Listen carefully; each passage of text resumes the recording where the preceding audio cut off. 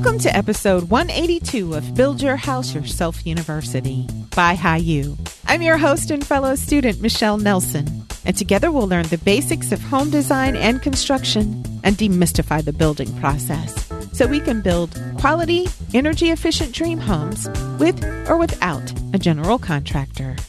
Because most of us want not only a beautiful, well-designed house, but also one that's energy efficient. Over the coming months, I'll be doing several episodes where we'll talk about noted high-performance houses that have been covered in the media. I'm a big believer in learning from others, and we may be able to incorporate into our own projects some of the design elements and materials used in other recognized green, energy-efficient homes. The first house is the 2019 GreenBuilderMedia.com's Green Home of the Year Grand Award winner. It's located in Bend, Oregon, and it's called the Riverfront Masterpiece. Before we talk about the house, let's talk about the weather in Bend, Oregon. We should consider the climate where a house is built so we can compare the weather in that region with the region in which we plan to build. That way we can use or tweak the materials and methods in the case study houses to make the appropriate choices for our own climates. Bend, Oregon has moderate days and cool nights. The average high in July is 82 degrees Fahrenheit, and in January, the high is 41 degrees. Nighttime temperatures are cool, averaging 30 to 40 degrees below daytime temperatures. The climate is relatively dry with low humidity and below average precipitation. Bend, Oregon averages 11 inches of rain per year and 21 inches of snow. The U.S. average is 38 inches of rain per year. Now, let's go on to the house, the Green Home of the Year Grand Award winner. The home was designed so that the long axis of the home was exposed to the sun from early morning through midday. Other parts of the house, including the exercise room and the master bedroom, are oriented to the north so that they don't overheat during the day. Sunshades were used on west-facing windows to help block the intense afternoon sun. The goal for the house was to build an energy-efficient house that used as few resources as possible, produced as little waste as possible, used sustainable, renewable materials, and stayed within budget. To make sure the house had an airtight building envelope, every seam of the structure was examined with a blower door test, and sealant was added where needed.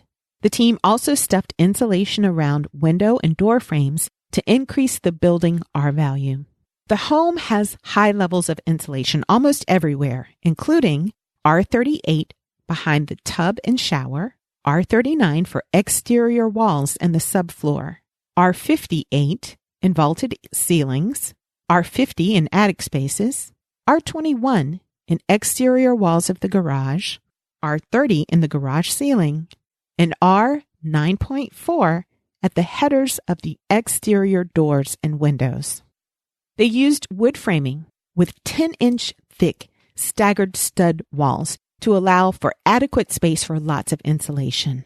Now, as you'll hear in just a second, they used blown-in insulation and bats, and you need more of that type of insulation than you would, say, spray foam. That's why they needed those thicker walls.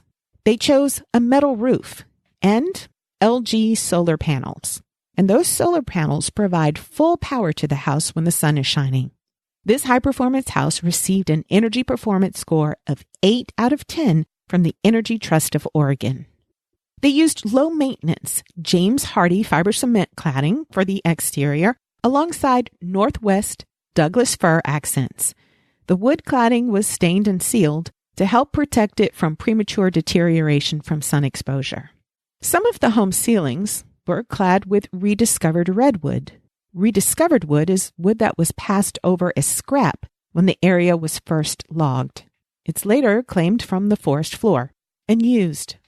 Now let's talk about some specifics of what was used in and outside of the house. For appliances, they used Bosch. They used an induction range, a pull-out hood, dishwasher, and 4-door refrigerator. For cabinets, shelves, and millwork, they used formaldehyde-free materials. They installed quartz countertops. For decking, they used Trex patios with pavers and TimberTech decking. Doors, came from Therma-Tru. They used CertainTeed Easy Light lightweight drywall. And a gas fireplace was from Regency. Their flooring included stone floors, maple flooring, and wool carpeting. The garage doors came from Wayne Dalton. It's a steel door, and it's the 8300 model. For heating water, they used the Bradford White Energy Star rated 50-gallon heat pump. And they used a Mitsubishi mini split heat pump for their HVAC. For insulation, they used Knopf EcoBats, CertainTeed Optima blown-in blanket, and BASF spray-tight closed cell spray foam. They used Halo LED lights and low VOC Sherman-Williams paints. They used a variety of plumbing manufacturers, including Moen, DXF, Delta, Toto, and American Standard. For the roof, they used GAF Tiger Paw Underlayment and ASC Metal Building Products. As I told you, the siding was from James Hardie, and for ventilation, they used Energy Star ceiling fans. And finally, windows are from the Marvin Integrity Ultrex collection. So that's it for this quick episode. This is the first of many green, energy-efficient houses we'll cover. The goal is to learn from those who have gone before us. So that's it for today. I hope you learned as much as I did. And I hope you'll join me again next week for another episode of Build Your House Yourself University by BYHYU. Please remember that the purpose of this podcast is simply to educate and inform. It's not a substitute for professional advice. The information that you hear is based only on the opinions, research, and experiences of my guests and myself. That information might be incomplete, it's subject to change, and it may not apply to your project. In addition, building codes and requirements vary from region to region, so always consult a professional about specific recommendations for your home.